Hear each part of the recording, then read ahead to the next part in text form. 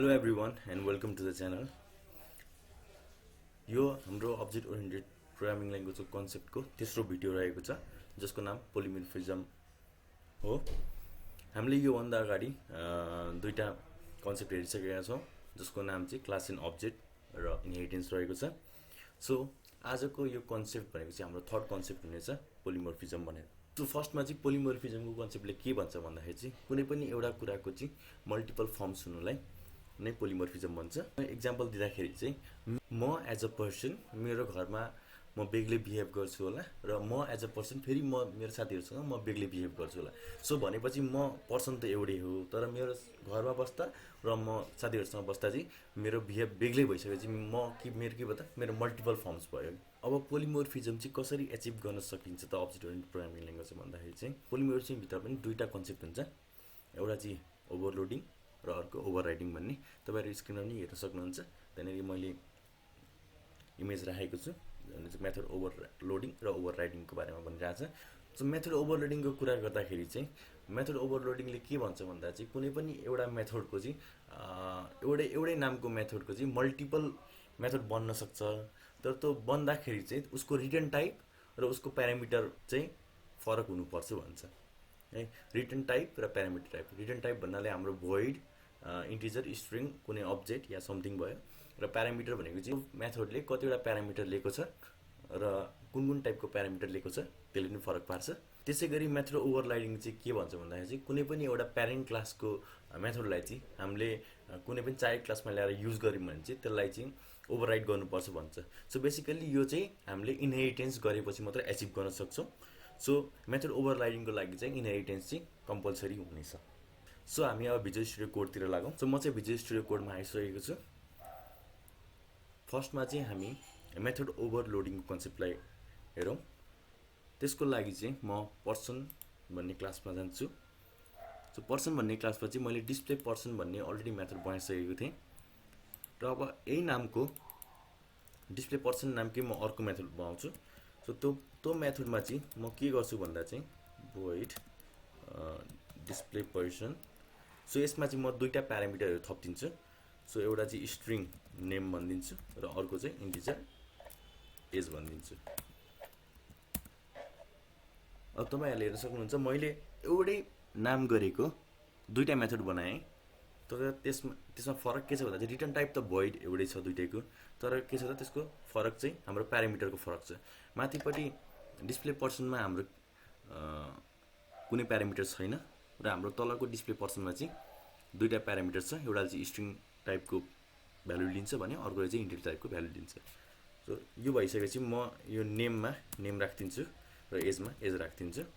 त्यसैगरी यो कन्सोललाई फेरि कपी गर्छु कन्सोल डट राइट लाइनलाई। सो यो कपी गरेर यहाँ तल पेस्ट गरिदिन्छु। अब के भयो त यहाँ भन्दाखेरि चाहिँ मैले मेथड कल गर्दाखेरि चाहिँ अब नेम र एज पठाउनु पर्ने हुन्छ। त्यो नेम र एजलाई चाहिँ मैले यहाँको नेम र एजमा चाहिँ के गर्छु सेट गरिदिएको छु। सो त्यसपछि चाहिँ हाम्रो यो कन्सोलमा प्रिन्ट भएर आउनेछ। सो त्यसलाई कल गर्नलाई चाहिँ हामी प्रोग्राम डट सीएस मा जान्छौँ र यो डक्टर अब्जेक्टलाई चाहिँ अलिक कमेन्ट गरिदिन्छु म कन्ट्रोल के सी किबोर्ड सर्टकटमा। सो अब यसलाई चाहिँ कन्ट्रोल के यु अनकमेन्ट गर्नलाई यो दुईटालाई म कमेन्ट गरिदिन्छु किनकि मैले एउटा डिस्प्ले पर्सन भन्ने अर्को एउटा फंक्सन बनाएको छु। त्यसले चाहिँ के गरिरहेछ त नेम स्ट्रिङ टाइपको नेम र इन्टिजर एज लिइरहेछ अनि त्यसलाई मैले सेट गरिदिएको छु हैन। सो त्यसको लागि चाहिँ अब यो डिस्प्ले पर्सन भन्नेमा मैले दुईटा प्यारामिटर पास गर्नुपर्ने हुन्छ। सो एउटा प्यारामिटर भनेको स्ट्रिङ टाइपको थियो त्यसमा चाहिँ म कोडिङ विथ अंकित भनेर राख्छु र अर्को प्यारामिटरमा चाहिँ इन्टिजर टाइपको भ्यालु राख्नुपर्ने हुन्छ। सो तपाईलाई रिकमेन्डेसन पनि आइराछ। सो मैले इन्टिजर टाइपको भ्यालु राख्थे। अब यो डिस्प्ले पर्सन भन्नेले चाहिँ यहाँ कन्ट्रोल F12 थिच्नु भने तपाईले त्यो मेथडमा रिडाइरेक्ट हुनुहुन्छ। सो अब वान रेफरेन्स आयो हाम्रो भनेपछि यो हाम्रो मेथड कल भइसकेको छ। सो अब हामीले यसलाई रन गरेर हेरौँ। हाम्रो रन गर्दाखेरि चाहिँ हाम्रो एक्सपेक्टेड आउटपुट भनेको चाहिँ नेममा कोडिङ विथ अंकित भनेर आउनु पर्यो र एजमा 24 आउनु पर्यो।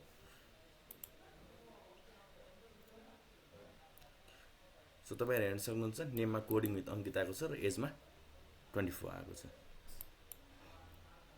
अब मैले यसलाई अनकमेन्ट गरेर मेरो पुरानो ओबिजे डट डिस्प्ले पर्सन गऱ्यो भने मेरो आउटपुट के आउँछ त हामी हेरौँ है त।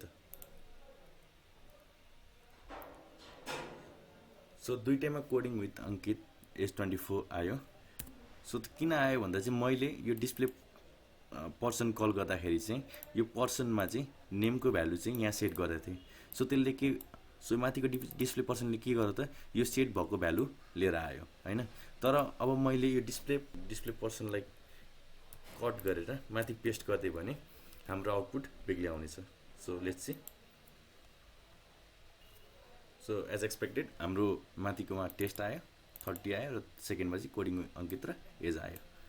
सो सुरुमा नेम सेट गरिदिएको थिएँ, एड सेट गरेको थिएँ, डिस्प्ले पर्सन गर्दाखेरि त्यही नेम र एज देखायो। तर सेकेन्डकोले के गर्छ, सेकेन्डको फङ्सनले के गर्यो भन्दा चाहिँ त्यसलाई त्यसको भ्यालुलाई यहाँनिर ओभरराइड गर्थ्यो। सो त्यही भएर हामीले कोडिङ विथ अङ्कित र एजमा 24 देख्न पाइयो।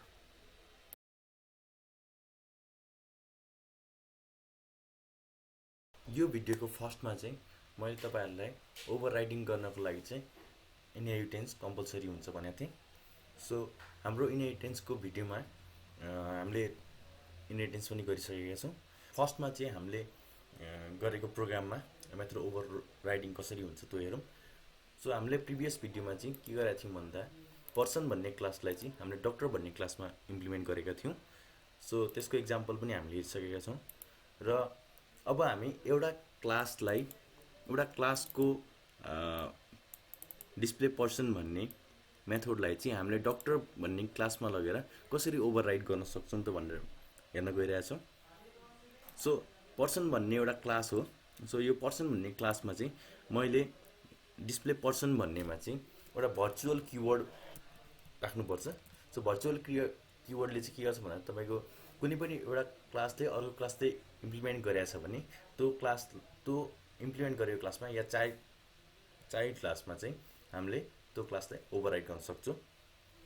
अब यो डिस्प्ले पर्सन भन्ने मेथडलाई हामी डक्टर क्लासमा गएर ओभरराइड गरौँ। सो ओभरराइड गर्नलाई म पब्लिक ओभरराइड भन्ने किवर्ड युज गर्छु।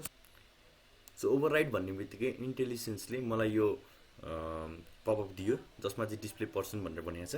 सो यसलाई मैले इन्टर हान्दिएँ भने इन्टेलिजेन्सले मलाई एउटा कोड लेखेर दियो। बेस क्लासको डिस्प्ले पर्सन भनेको चाहिँ हाम्रो यसमा F12 गरेर हेर्नुभयो भने हाम्रो पर्सन क्लासको चाहिँ डिस्प्ले पर्सनलाई कल गरिरहेको छ। सो अब यसलाई एकचोटि रन गरेर हेरौँ। सो रन गर्नको लागि चाहिँ म यो पर्सनको अब्जेक्टलाई कमेन्ट गरिदिन्छु। सो डक्टरको अब्जेक्ट ओपन गर्छु र डक्टरको अब्जेक्ट अनि म यसलाई कन्ट्रोल-D गरेर यो कमेन्ट गरिदिन्छु। सो अब डिस्प्ले पर्सनको साटो म डिस्प्ले पर्सन हो सरी। सो अब यसलाई रन गरेर हेर्छु। सो रन गरेर हेर्दा चाहिँ अब मेरो आउटपुट के आयो त डक्टर नेममा डक्टर एजमा 40 आयो हैन। मैले अघि भनेको थिएँ यो बेस डट डिस्प्ले पर्सनले के कुरा डिस्प्ले गर्छ भन्दा चाहिँ यो बेस क्लासको पर्सनलाई डिस्प्ले गर्छ। सो मलाई त्यो चाहिएको होइन खासमा। मैले ओभरराइड गर्नुको मतलब मलाई यसमा अरु मेरो मेथडको नाम त्यही होस् तर मलाई त्यसमा अरु केही काम गर्नु छ भनेर चाहिएको। सो अब म यसलाई कन्ट्रोल-L गरेर हटाइन्छु। अब यसमा म console.writeLine गरेर hello display person method is override here भन्छु। अब मैले यो प्रोग्राम रन गरेँ भने मलाई यसमा भएको यो मेसेज देखिनुपर्छ। So let's C.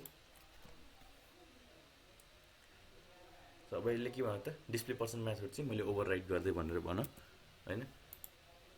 यसको मतलब के भयो भन्दा चाहिँ हामीले ओभरराइडिङको कन्सेप्टमा चाहिँ कुनै एउटा क्लास छ र त्यो क्लासलाई अर्को क्लासले युज गरिरहेछ भने प्यारेन्ट क्लासमा भएको मेथडमा चाहिँ हामीले ओभरराइड भन्ने भर्चुअल भन्ने किवर्ड युज गर्नु पर्दो रहेछ।